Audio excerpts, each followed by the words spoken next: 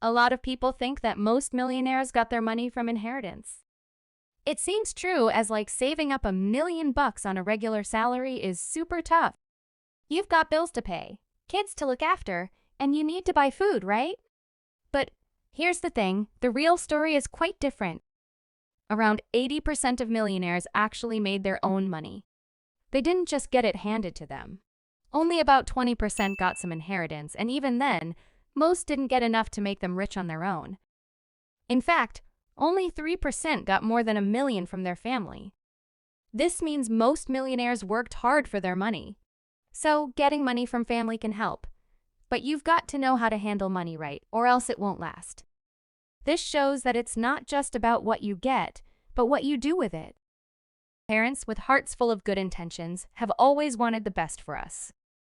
However, it's crucial to recognize that sometimes they themselves might not have had the best resources or knowledge about modern financial planning. In a world that's rapidly changing economically, the advice that worked for them might not be the most effective for us. Here in this video, I want to share with you 7 dumb money advices my parents gave me, and yours probably as well. The only spoiler I give you is that number 6 is one of the worst ones, since this alone is probably the major cause of 99% of people being submerged by debt. You're self-educated about these pieces of advices and discover alternatively smarter ways to handle our finances. Number 1. Buy a house as soon as you can.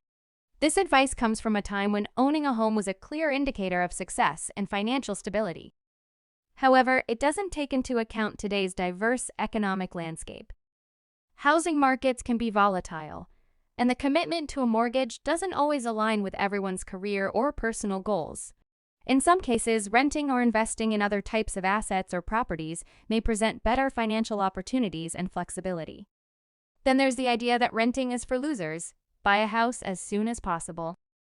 However, rushing into homeownership without considering the costs might lead to a shaky financial foundation. Number 2. Avoid credit cards at all costs. This advice is grounded in the fear of accumulating debt. While it's true that irresponsible credit card use can lead to financial troubles, completely shunning them is not the answer. Credit cards, when used wisely, are powerful tools for building a credit history. This is crucial for major purchases like a home or car, and can also impact the interest rates you receive on loans. Learning to manage credit cards effectively is a key financial skill. Number 3. Get a stable job and stick with it. The idea behind this advice is to seek job security above all. But the modern career landscape is dynamic, with many pathways to success. Staying in one job or field without considering other opportunities may limit one's potential for salary increases, skill development, and personal fulfillment. The current economy often rewards those who adapt, learn continuously, and are willing to make strategic career moves. Number 4. Get the best education, no matter the cost. It'll pay off later. The potential problem with this advice is that it may lead individuals to pursue expensive educational paths, such as attending costly universities or taking on significant student loans.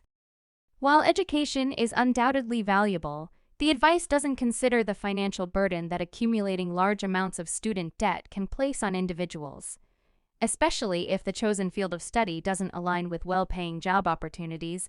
In reality, the return on investment for education can vary, and it's crucial to weigh the costs against the potential benefit. Pursuing affordable education options, considering future earning potential, and exploring alternatives like scholarships or community college can be more financially prudent strategies. 5. Save all your money, don't spend it. While the core idea of saving is essential, this advice often overlooks the power of investing. Simply putting money in a savings account can result in a loss of value over time due to inflation. Instead, learning to invest in stocks, bonds, real estate, or other vehicles can help your money grow and outpace inflation. This not only increases your wealth, but also provides potential additional income streams. We are at number 6. One of the worst one. Do better than your peers. Some parents believe in the power of keeping up with the Joneses. Appearance is everything. This is probably one of the worst pieces of advice parents often give their children, and it slowly leads them to financial misery. When your parents compare you to other kids when they tell you, why can't you get good grades like the rest of the kids in school, you start slowly developing mindset of comparison, where you start measuring your success by comparing yourself to others. So when your friend gets a better car, you get into debt to drive a better car. Your circumstances are entirely different from everyone else. You have a different set of strengths and weaknesses, so you should forge your own path to wealth and not follow what everyone else is doing. 7. Money doesn't buy happiness. While it's true that material wealth alone doesn't guarantee emotional well-being, however, when financial stress becomes a significant factor in someone's life, it can impact their mental and emotional health.